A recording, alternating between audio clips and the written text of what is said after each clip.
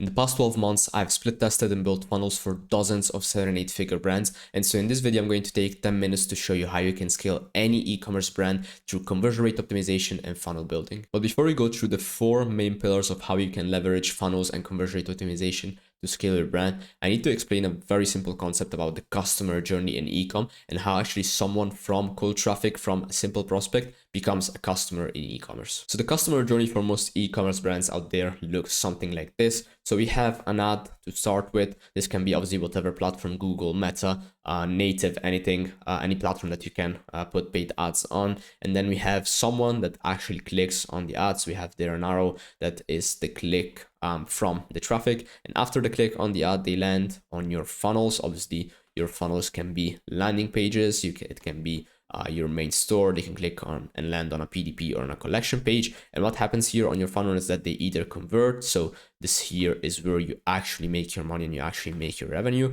or they either bounce and don't buy anything from your funnels. Obviously, there's more steps to this. This is the simplest form we have here. And then obviously on your funnels, you can also get someone's email, so you can retarget and remarket them on the back end with your emails. And then again, they reach here the stage where they can either bounce or convert. But this is the most basic funnel every single e-commerce brand out there has in place to actually convert someone from cold traffic, from an ad click to a customer through their funnels and their email. The problem with this stage right here, and the mistake that most e-commerce brands out there commit, is that they focus too much on this step of the funnel right here. So they focus too much on the creatives, the creative testing, the ads, the paid platforms, getting the eyeballs, getting the clicks. And this obviously is super important, because without your traffic and without the eyeballs, you can get actually people through the funnel and you can get them to convert. So obviously the ad and where you get your traffic from is one of the most important, if not the most important part of the funnel, is where you get your actual revenue from.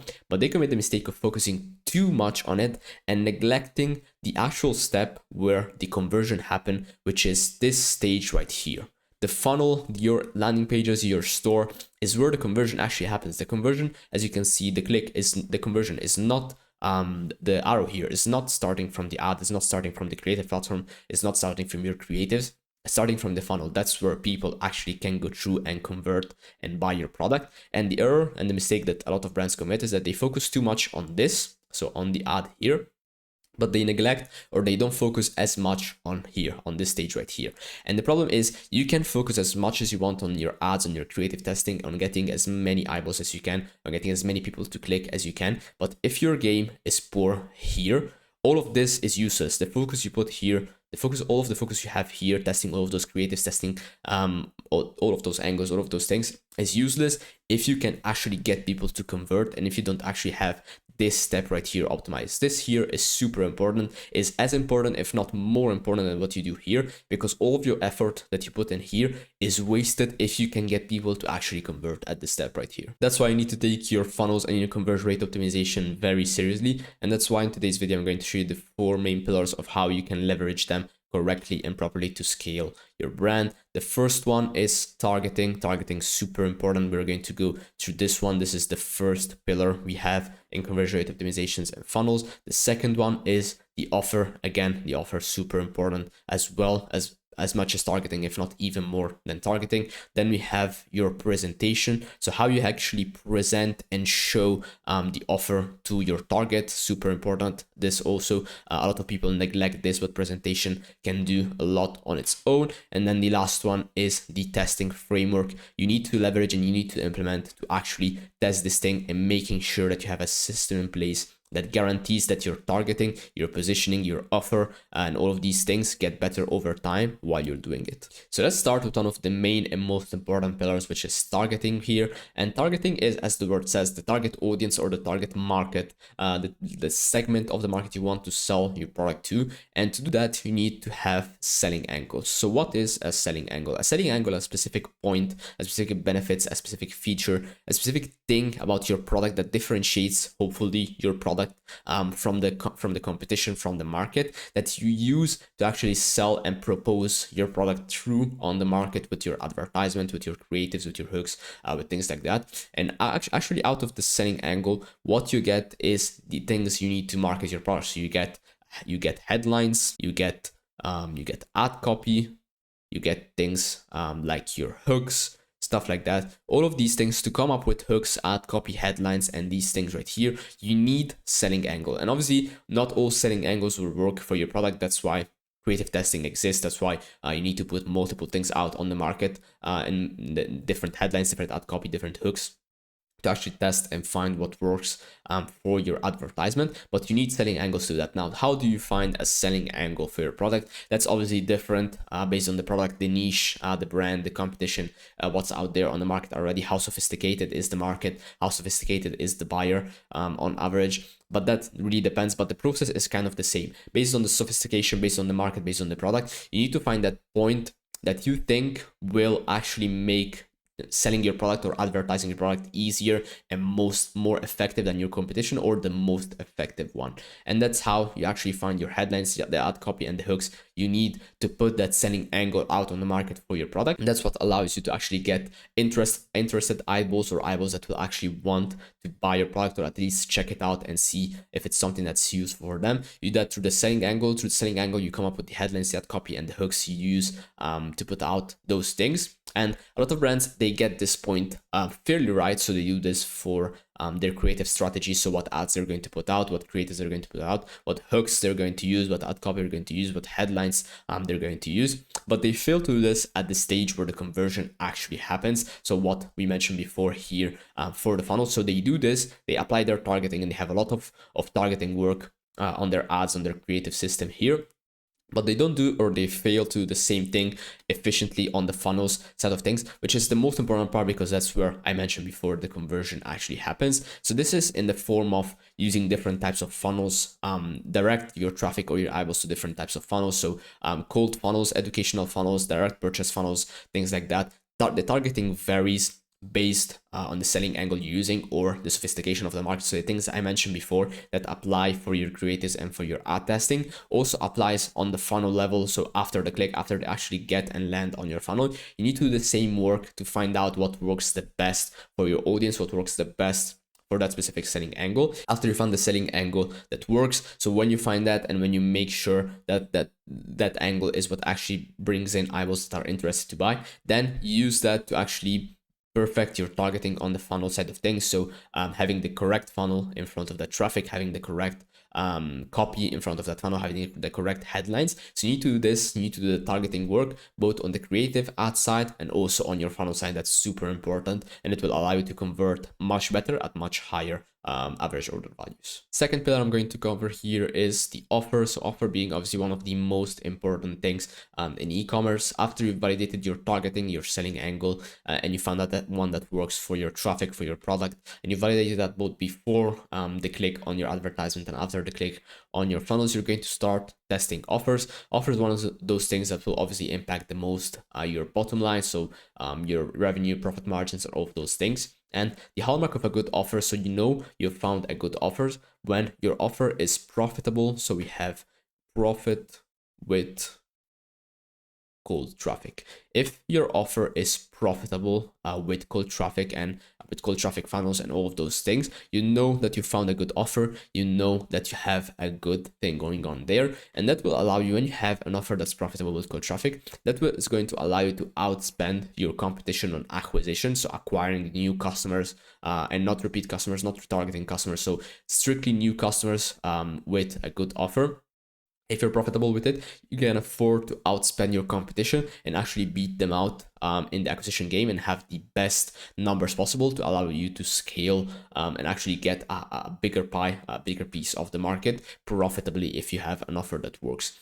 Now here it depends heavily, as I mentioned, on targeting. This depends heavily on the product you're selling. So how high your AOV is going to be, your niche, your target market, all of those things are going to impact how good of an offer you can build. But you know you have a good offer, as I've mentioned, when you are profitable with cold traffic. And here you can go down different things. So you can have high AOV offers to begin with, so you can get people on a very high AOV one-time purchase. And that obviously is one of the main things brands kind of do with bundles. When looking for a profitable offer with cold traffic, you can go down the subs route and do the LTV play. That obviously depends on the product and what is that you're selling. Not all products obviously are open to having subscriptions and then or apply to subscriptions strictly. You can have kind of a mix of the two, so having a high AOV mixed in with subs for like products that are refillable, for example, or things like that. So you can do a mix of the both AOV and subscriptions. But most of the time, realistically, with cold traffic, what you're going to want to do is go on high, like big bundles with high AOV and things like that. That's what I've seen usually work the best for cold traffic, and it's actually going to make you profitable immediately with cold traffic purchases. The third pillar here is presentation. So by presentation, what do I actually mean? Presentation is, in very simple words, how you showcase your offer. So we have the offer. Presentation is how you show the offer to your target market. So in very simple terms, it's basically design. So how you design your offering and how you show it to your target market. And this, for example, means things like, for example, layout, so how your pages, your funnels are laid out. So your PDP, your advertorial, your listicle, things like that, your sales page, the layout of those things. For example, the buy box, so how you actually showcase your offering to the target market. There are a lot of things that I can go here. For example, your image carousel, so your images, things like that, your social proof, what social proof you include, what how you display it. So if you display it with images with different kind of formats, you can put a lot of points here under the presentation kind of things. In very simple terms, it's just a design that you use to showcase your offer to the target market. And here you can do basically like infinite tests on a lot of many different things on how you can showcase these things. A lot of brands don't actually take presentation seriously, so they think design is useless or how you present your offer is useless. But it's actually very important, because you can have a very good offer and you can have very good targeting. And a lot of brands think that like those are the only things that matter. So your copy, your offer are the only things that matter. But if you fail to showcase your offer properly, so if you fail on this point right here, it can be the breaking point between a good, like an offer that actually performs and a good offer that doesn't perform because you're not presenting it right. And I validated this and tested this myself for all the brands we've worked with at the agency. A good offer can be undermined by poor presentation, so not showcasing the actual offer properly. You can have a good offer in place with a good targeting, but if you fail to present it right on your actual page, on the funnel, on the thing that they actually go through to convert, it can not work. And I've tested it and tried that with all of the brands I've worked with for split testing and for funnel building. So presentation is super important. Don't sleep on this point. Maybe take care of it after you obviously found the right targeting and the right offer. So in those kind of terms, you can think of presentation as the last thing you need to think about, but don't sleep on it because it's super important. If you fail presentation, you can have a good offer, but if you fail to show it right, it's going to show in your metrics, and it's not going to allow you to understand if the offer or your targeting is actually performing well. The last thing here is the testing framework. So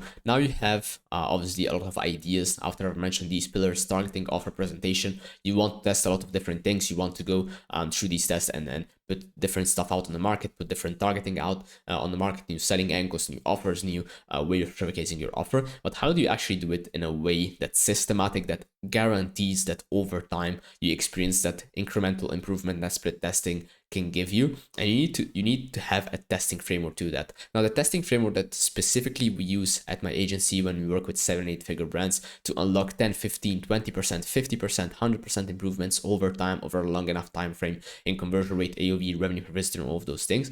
This is the actual process we use. So everything starts with research. Obviously, we need to research our target market. We need to have knowledge on who we are actually selling to, what the market looks like for the product or the kind of thing we're selling, what is the customer avatar we're selling to. And once we understand all of those things, we build a knowledge base. And I use the term knowledge base just to reference a kind of document where we have all of this information. We keep it updated over time when we test new things, when we discover new things about our target market, when we discover new things about the product that we can leverage better in our marketing. So we build this knowledge base when we include all of this information to be able to feed off of it over time and make it bigger over time to make sure our testing and our hypothesis get better over time. And after we conduct research, we use this knowledge base, we use this research to build hypotheses. So hypotheses are the actual thing that make make tests up. So the hypothesis is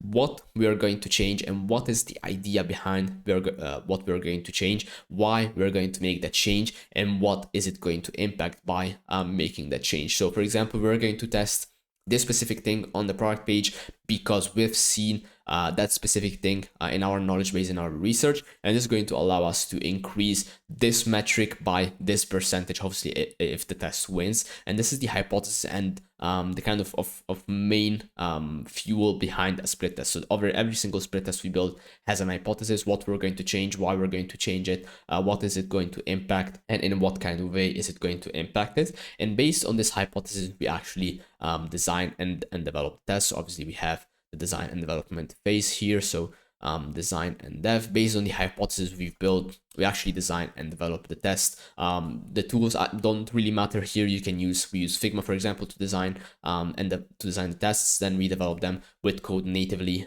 depending on the platform the client is using. Most of our clients are on Shopify, so we code the things natively on their Shopify team. You can use page builders, you can use things like Repl, stuff like that, to actually develop your changes. This step really here doesn't really matter too much in the process. It depends on the platforms you're using, because all of those things.